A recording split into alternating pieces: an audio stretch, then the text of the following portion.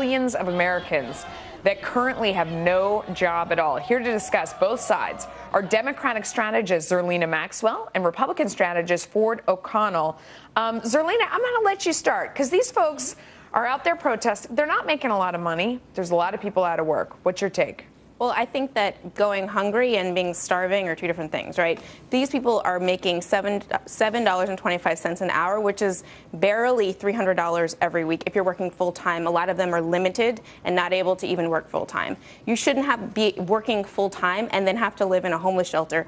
As one person interviewed yesterday said, you can't afford to feed your family. You need enough money for the basic necessities. Ford, it's hard to imagine that a lot of these people are living in a homeless shelter, but at the same time, making $15,000 a year isn't enough to live on. I mean, that's what minimum wage works out to if you work 40 hours a week. I think these people are working multiple jobs. There's multiple people in the family working. So, I mean, it just at the end of the day, it's not a lot of money. How do you respond to that?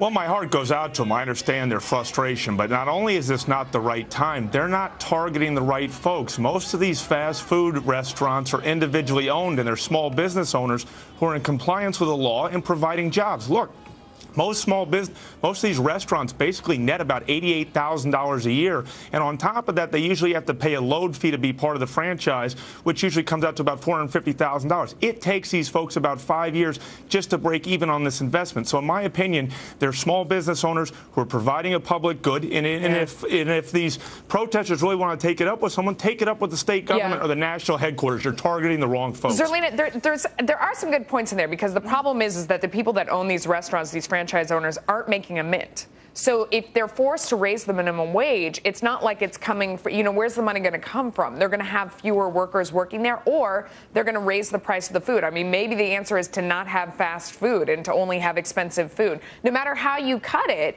the money's got to come from somewhere. Well, I think about the CEOs and the people in the corporate headquarters and profits that have gone up for Wendy's and KFC, 50%, for McDonald's, 130%.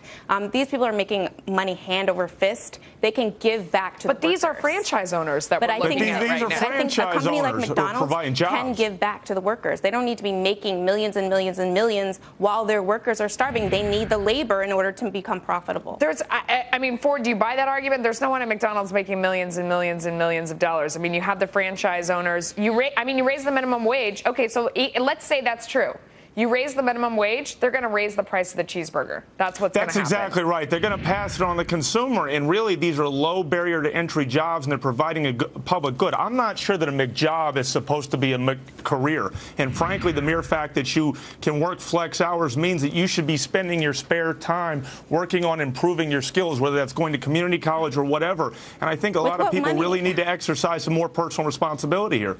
Go ahead, Zerlina. Well, with what money are you going to community college? How are you paying that tuition when you can barely afford food, rent, and transportation? I think that's you why can we have qualify for community college. That's not true, Zerlina. That's a whole different discussion. That's why we have a student loan crisis. You get this entry-level job, and then you want to strive and do better and have a career, but you can't afford to do anything. You can't even afford the transportation and childcare necessary to get to the job. But Zerlina, what about the idea? I mean, if you raise the wage, there's just going to be fewer people working at McDonald's. So do you think it would be better for a few people to be making more money and then have more people on the unemployment lines? I mean, I don't know the exact answer to that. I don't know if that is the solution. I do know that these people are not making enough, and McDonald's and KFC and Taco Bell can afford to pay them more. Okay, Ford, go ahead. Last word, real quick. If we raise the wage, the bottom line is they're going to pass it on the consumer. If the consumer cuts back, they're going to close the door, and we're not going to have the jobs. It's that simple. It's okay. We'll agree to disagree, guys. Good debate. Thanks to both of you for coming on. I hope you come back.